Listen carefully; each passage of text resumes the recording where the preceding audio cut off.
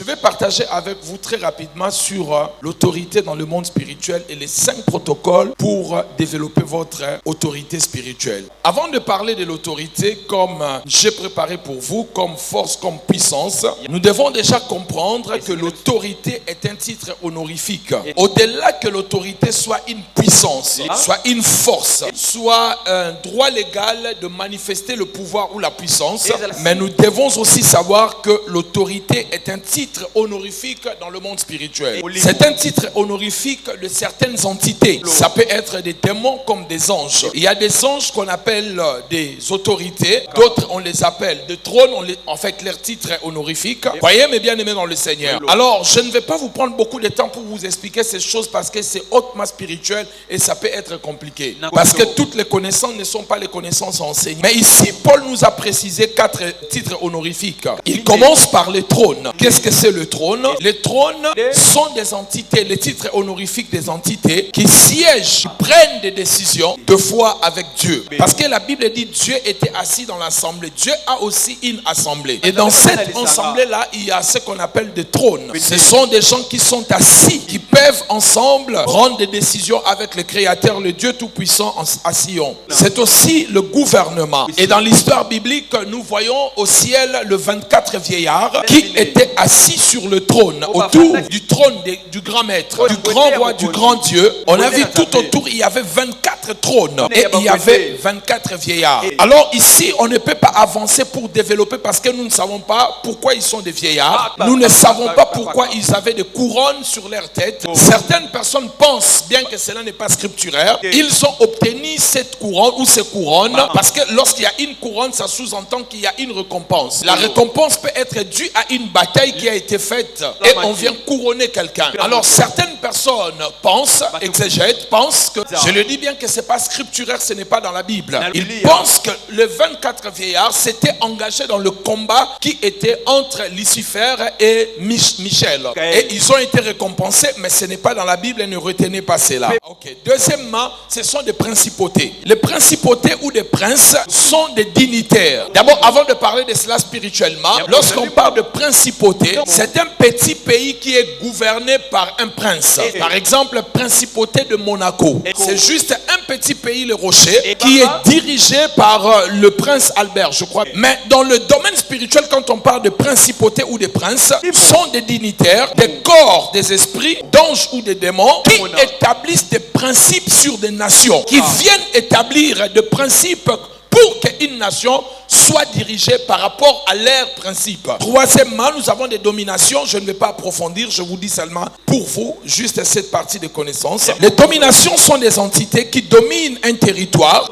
Quand je parle des entités, ça peut être des démons comme des anges. Des entités qui dominent un territoire, un pays ou un continent. C'est ce qu'on appelle des dominations. Des fois, les dominations, on ne le voit pas. Et elles ont un seul but, d'influencer le président, les autorités d'un pays. La différence entre les principautés et la domination, les principautés influencent les habitants. Mais par contre, les dominations influencent les autorités du pays. Ça peut être de roi, ça peut être de prince, ça peut être de président, ça peut être de premier ministre. Des fois, eux-mêmes ne sont pas au courant qu'ils sont influencés par les dominations qui sont dans le lieu céleste. C'est ainsi, lorsque vous lisez la Bible, vous allez voir, on est en train de parler des princes de Perse qui a résisté à Gabriel pendant 21 jours. Mais à vrai dire, le prince de Perse qu'on est en train de parler, c'était dans le monde spirituel. Mais dans le pays où le royaume perse, il y avait aussi un roi physique.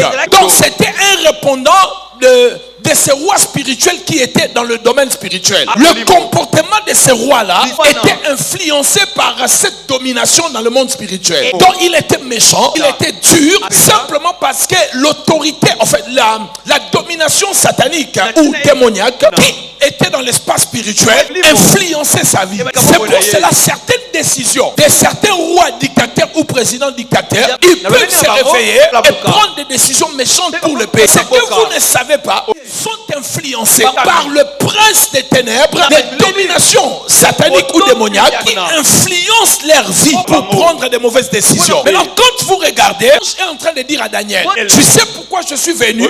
Lorsque je quitterai pour aller combattre le prince de Perse, le prince de Java aussi viendra. Je pense que c'était Grèce à cette époque-là. Donc la Grèce avait aussi le roi. Mais il dit que quand je vais te quitter, le prince de Java viendra, de Grèce viendra. Toutes ces choses-là, il ne lui dit pas qu'il viendra sur la terre, mais ils vont se rencontrer dans le monde spirituel et ils vont se battre là-bas. Quand Dieu cherche à changer certains fonctionnements d'un pays, avant que cela arrive, c'est que les gens ne savent pas. Même certaines lois méchantes, avant que ça change, ils se livrent d'abord une bataille dans le domaine spirituel. Dieu va combattre à travers les entités divines pour que l'influence, que les dominations et le prince des ténèbres ont sur ce pays-là. Il faut que les anges de Dieu viennent faire un travail pour assainir le pays. Soit le roi la mourra ou un autre roi viendra avec de nouvelles décisions. Il est arrivé un moment au Nigeria, il y avait un président qui était très dur et mauvais, Sani Abacha. Et un jour, on demande aux chrétiens de faire le mouvement. Il a dit, nous devons prier. Et la prière qu'ils ont fait, Dieu s'est occupé lui-même d'Abacha. Parce que la prière, mes bien-aimés, quand nous prions sur la terre, les effets se font dans le monde spirituel. On peut changer de cours de décision dans un pays à travers la prière. Je vous dis la vérité. Des dictateurs peuvent être renversés. Hérode, dans Acte 12, comment il était mort? L'église était en train de prier. Un être invisible, un ange est venu pour frapper Hérode. Et il a arrêté la vie d'Hérode. Frères et sœurs, il y a beaucoup de mystères. Alors l'autorité, dis après moi l'autorité. L'autorité est l'une des choses la plus importante dans le monde spirituel. Pour commander, pour établir et pour donner l'ordre. Si vous n'avez aucune autorité dans le monde spirituel, vous ne serez rien du tout. Vous pouvez parler le français, vous pouvez être bien organisé, mais si vous n'avez pas l'autorité, j'aimerais dire une chose. Les Pierre et les autres n'ont pas suivi Jésus seulement parce qu'il parlait. Ils ont suivi Jésus parce qu'il avait l'autorité. Jésus commandait des choses. Vous savez la rencontre de Jésus avec Pierre, comment cela s'était passé? Est-ce que vous le savez? Pierre était en train de pécher. Il a péché toute la nuit. Il n'a rien reçu. Et comme il n'avait rien reçu, il s'était là détruit, fatigué. Jésus arrive. Il est en train de marcher calmement. Un jeune homme de 30 ans. Il est en train de marcher. Il leur pose la question. Est-ce que vous n'avez pas péché? Non, notre société est en train de faire faillite. Jésus dit à Pierre, donnez-moi votre barque. Je vais l'utiliser. Et quand il monte, il leur demande, avancez dans les eaux profondes. Pierre, sachant que dans les eaux profondes, en ce moment-là, on ne peut plus avoir le poisson. Parce que c'était déjà le matin. C'est le soir dans les eaux profondes que le poisson se trouve. Jésus ramène Pierre dans le même endroit où il avait échoué, dans les eaux où il avait échoué, dans la mauvaise profondeur. Et c'est là où il lui dit, jette le filet. Oh, Pierre a échoué là. Pierre a échoué parce qu'il n'avait pas l'autorité. L'autorité que Dieu avait donnée à l'homme. La première des choses que l'homme devait avoir, l'autorité sur quelque chose, c'était d'abord sur le poisson. Genèse chapitre 1 verset 26. Dieu dit ceci, créons l'homme à notre image. Première des choses, pour qu'il domine sur le poisson, avant qu'il domine sur autre chose, d'abord sur le poisson. Et Pierre ne pouvait même pas dominer sur le poisson parce qu'il n'avait pas l'autorité.